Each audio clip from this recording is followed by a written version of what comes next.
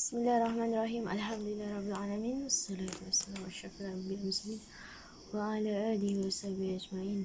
Allahumma salli ala Muhammad, Allahumma salli ala Muhammad, Allahumma salli ala Muhammad. Okey. Untuk tauhid pada hari ini tahun 4. Okey, ustazah akan masuk tajuk Al-Baqa. Okey, salah satu sifat 20 sifat wajib bagi Allah. Kita dah belajar wujud, lepas tu kidam. Okey, hari ni kita nak mempelajari tentang Al-Baqa. Okey, apa erti Al-Baqa? Ialah kekal. Ingat elok-elok, baqa artinya kekal. Tengok ikan ustazah ni comel kan? Baqa artinya kekal. Okey, boleh. Seterusnya, kita nak tahu pengertian Al-Baqa. Okey, pengertiannya ialah suatu penjelasan yang menunjukkan tidak ada kesudahan bagi Allah Subhanahu Wa Taala. Okey, sifat Al-Baqa ni ialah sesuatu untuk menjelaskan, untuk menunjukkan yang Allah Subhanahu Wa Taala tidak ada kesudahan. Kesudahan ni pengakhiran ataupun Allah Subhanahu Wa Taala ni takkan habis sampai bila-bila dan akan kekal buat selama-lamanya. Okey, boleh faham sampai situ? Okey, tiada kesudahan bagi Allah Taala, tiada pengakhiran. Boleh juga. Okey. Okey, seterusnya. Okey, kita dah tahu pengertian dia. Kita akan tengok lagi bahagian kekal. Okey, kekal ada dua bahagian. Yang pertama kekal hakiki dan kekal ardi. Okey. Kekal hakiki kita tengok kekal yang sebenar. Kekal hakiki ni maksudnya kekal yang sebenar. Manakala kekal ardi ni kekal yang mendatang. Okey. Okey, masih blur-blur, tak apa. Okey, ustazah ulang lagi sekali. Kekal ada dua, kekal hakiki dan kekal ardi. Okey. Kekal hakiki ni hanya untuk Allah. Tak ada permulaan serta tak ada pengakhiran bagi Allah. Okey, itu kekal yang hakiki. Okey, seterusnya kekal ardi. Okey, kekal yang mendatang. Okey, Allah ciptakan sesuatu, kemudian dia kekal sampai bila-bila. Itu namanya kekal ardi. Okey, boleh faham? Kalau kekal hakiki hanya untuk Allah, manakala ada beberapa perkara yang kekal ardi. Allah jadikan tetapi dia sifatnya kekal sampai bila-bila. Okey, kita tengok kekal ardi.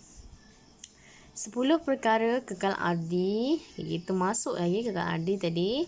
Kekal hakiki hanya untuk Allah kan? Manakala ada 10 sahaja perkara yang kekal ardi. Maknanya kekal buat selama-lamanya. Tapi dia diciptakan. Dia tak terjadi dengan sendiri. Allah yang ciptakan. Boleh faham? Okey, kita tengok yang pertama ialah syurga.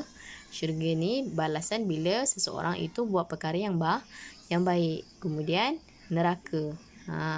Neraka ni sesuatu tempat untuk siksaan bagi orang yang ingkar, tak nak solat, tak nak ngaji, melawan cakap ibu bapa, nak dekat neraka. Okey. Boleh. Seterusnya, Luh mahfuz. Kita kenal sebagai itulah. Kemudian arsh Allah. Kemudian qalam, ni qalam. Okey. Seterusnya kursi. Okey, kursi ni satu kalimah yang ada dekat surah Al-Baqarah pada ayat 255. Allah dah sebut tentang kursi. Dan dia pun kekal. Ni semua benda yang kekal. Roh kekal. Roh ni apa? Roh ni sesuatu yang ada dekat dalam badan kita. Kita tak mampu nak memikirkan tentang roh sebab dia hanya rahsia Allah Subhanahu Wa Taala. Okey, boleh. Tapi dia ada dan dia kekal sampai bila. Walaupun jasad kita dah mati, tapi roh kita tetap hidup. Kemudian ajbul al-zanab. Okey, ini benih permulaan bagi makhluk. Okey. Asal benih manusia. Dekat badan manusia ni ada satu. Okey, seterusnya. jisim para nabi juga kekal sampai bila-bila. Seterusnya jisim para syuhada kekal juga sampai sampai bila-bila. Semua ini Allah yang jadikan, tetapi dia tidak akan habis atau tak akan ada pengakhirannya. Boleh faham tak? Kekal ardi ni. Dia tak macam kekal hakiki. Kekal hakiki ni hanya untuk Allah. Okey. Kekal ardi ialah sesuatu yang Allah jadikan dan kekal sampai bila-bila. Okey, boleh. Kalau Dajjal macam mana? Dajjal Allah hanya memanjangkan umurnya. Dia tidak akan kekal. Satu hari nanti akan ada yang bunuh Dajjal. Nabi Isa. Okey, seterusnya. Permulaan dan kesudahan terbahagi kepada 3. Okey. Kita tengok. Ada permulaan, ada kesudahan. Yang pertama. Tiada permulaan dan tiada kesudahan. Tidak dilahirkan ataupun tidak mati. Apa? Zat dan sifat Allah. Boleh faham? Allah tu tak ada permulaan dan tak ada kesudahan. Okey, boleh? Okey, seterusnya yang kedua. Ada permulaan dan tiada kesudahan. Sesuatu yang ada mulanya. Allah yang jadikan dia.